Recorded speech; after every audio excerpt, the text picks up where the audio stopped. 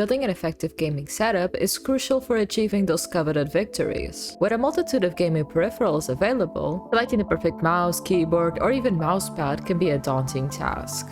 In this video, we'll guide you through the optimal gaming setup that won't break the bank, all for just $200. So without further ado, let's jump right into it.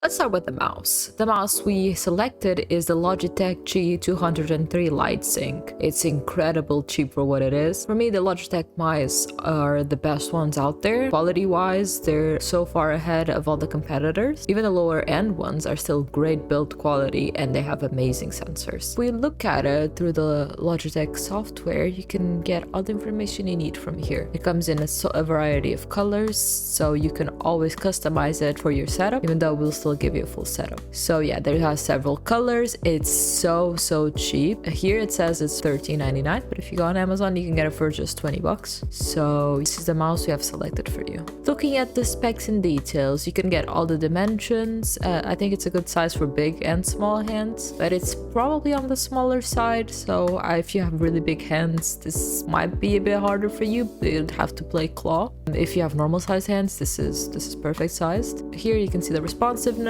technical specifications, compatibility, and all the goods you need to know. Now let's talk about the keyboard. So I selected two different keyboards depending on where you're located. So if you're located in the US, we have the MageGee Portable 60% mechanical gaming keyboard. This costs around $30 and you can get it on Amazon. So this is the keyboard. I find it very aesthetically pleasing. You can go ahead and see what it looks like here. It's a 16% mechanical keyboard, which means it's on the smaller size, which I find that's an advantage. I prefer smaller keyboards. I feel like it gives you so much more space for your mouse. You can also get it in different colors, so you can choose whatever fits your taste. It's cheap. It's a mechanical keyboard, which are the two main things you need when you're trying to get a budget keyboard. It has backlit modes, and for the price, it's an amazing keyboard. You can't get better for this price. So I definitely recommend getting this keyboard if you're located in the US.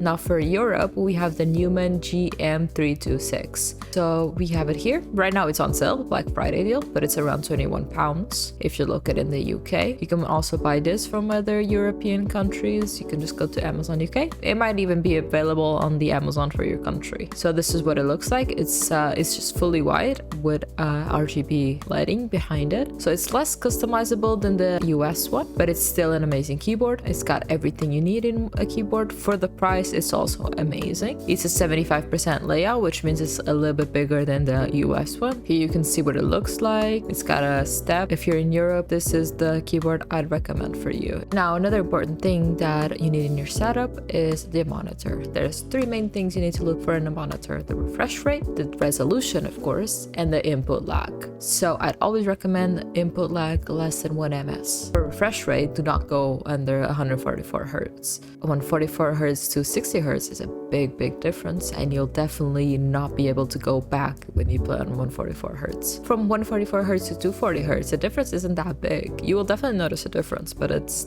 nothing like from 60 Hz to 144 Hz. And the resolution, 1080p, nothing lower. I don't think they even make lower resolutions than that, but that's the minimum you need. If you're located in the US, I selected the CRUA monitor. This isn't entirely a known brand, but it's one of the most sold monitors on Amazon. Let's look at the specs. 144 Hz to 180 Hz, which is what I was talking about, 144 Hz minimum. 1080p, the minimum, like we talked about. It also supports AMD FreeSync if you have an AMD graphics card, and it's also a wall mountable, which is also a plus if that's something that you're looking for. And it's a 24-inch monitor, which is for me a good size for a monitor. I'd say for gaming, between 24 and 27 inches is what you're looking for. Regarding the hertz, if you use HDMI, you can get up to 120 Hz. To get to the 180 Hz, like it says, you will need a display port, and the monitor does come with the cable, so that's not something you need to worry about.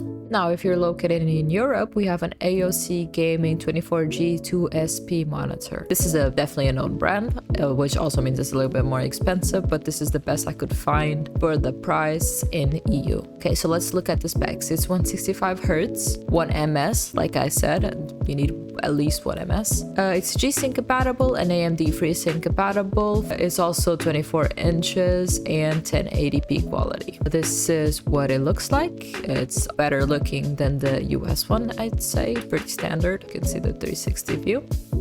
Looking down here, you can see all the little specs that might interest you. It's definitely a very good monitor for the price. It's got low input lag, high refresh rate. So these are the two monitors that I selected.